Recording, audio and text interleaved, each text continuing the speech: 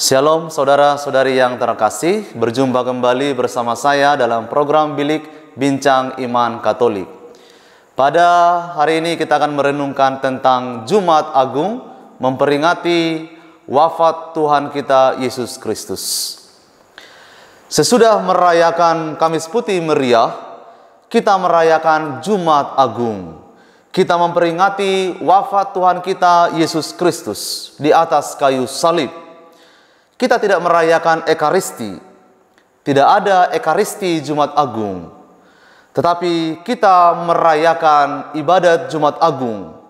Dalam perayaan ini, kita akan menerima komuni yang dikonsekrasi imam pada perayaan Kamis Putih Meriah. Pelayanan sakramen pun ditiadakan, kecuali dalam keadaan yang terdesak, seperti sakramen pengurapan orang sakit. Alat musik, lonceng tidak dibunyikan dalam perayaan ini. Semua ini akan dibunyikan kembali pada nyanyian Haleluya pada malam Paskah atau yang kita kenal dengan Vigili Paskah. Altar seluruhnya bersih dari dekorasi. Tabernakel dikosongkan dan pintunya dibuka. Kita semua pada perayaan ini bergabung. Kita semua diundang untuk hening dalam pikiran dan hati. Pada abad keempat, Konstitusi Apostolik menyebut hari ini sebagai hari berkabung bagi seluruh gereja, bukan hari sukacita. Hari ini adalah hari penyaliban dan wafat Tuhan kita Yesus Kristus. Hari ini juga gereja berpantang dan berpuasa. Perayaan ibadat Jumat Agung dibagi dalam 4. Pertama adalah liturgi sabda. Kita mendengarkan sabda Tuhan, terutama kisah sengsara Yesus Kristus yang berakhir dengan wafatnya di kayu salib, atau sering kita kenal dengan Passio. Kedua, doa permohonan bagi gereja dan seluruh dunia, baik bagi Kristiani maupun non-Kristiani. Ketiga adalah penghormatan salib.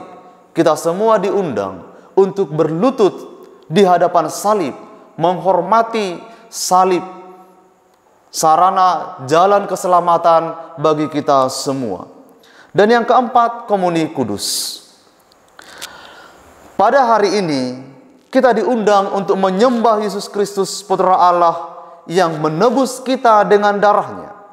Para raja dunia ini bersekongkol melawan dia. Orang-orang membunuh dia dengan kekerasan. Allah tidak menyayangkan putranya sendiri.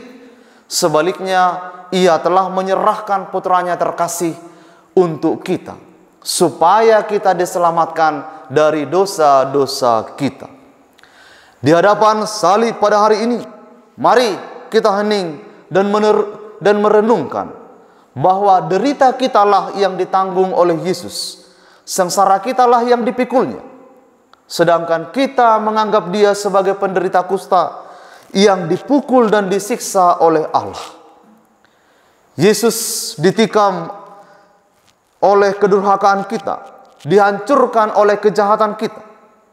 Siksaan yang menimpa dia telah membawa perdamaian bagi kita, dan kita sembuh berkat bilur-bilur tubuhnya yang suci. Akhirnya saudara-saudari, Yesus Kristus menderita bagi kita dan meninggalkan teladan bagi kita semua, supaya kita juga mengikuti dia dalam jejak jalan salibnya. Ia tidak berbuat dosa ataupun berkata bohong. Ketika dinista, ia tidak membalas dengan nista. Ketika menderita, ia tidak mengancam. Tetapi ia membiarkan dirinya diperlakukan secara tidak adil. Pada tubuhnya ia memikul dosa-dosa kita di kayu salib, agar kita mati terhadap dosa, lalu hidup untuk berbuat baik. Oleh luka-luka Yesus Kristus itu, kita telah diselamatkan.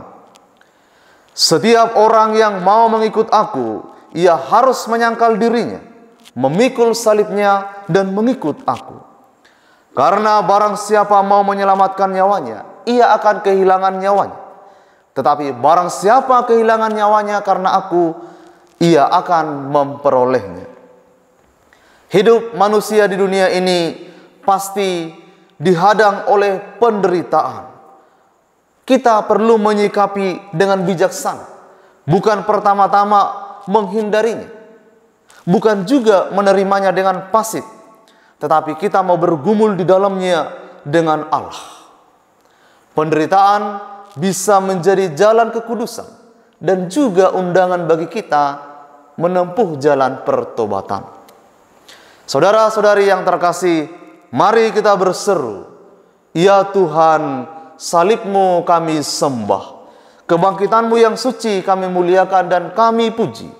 Sebab berkat salib itu seluruh bumi dipenuhi sukacita." Selamat memperingati wafat Tuhan kita Yesus Kristus. Tuhan memberkati.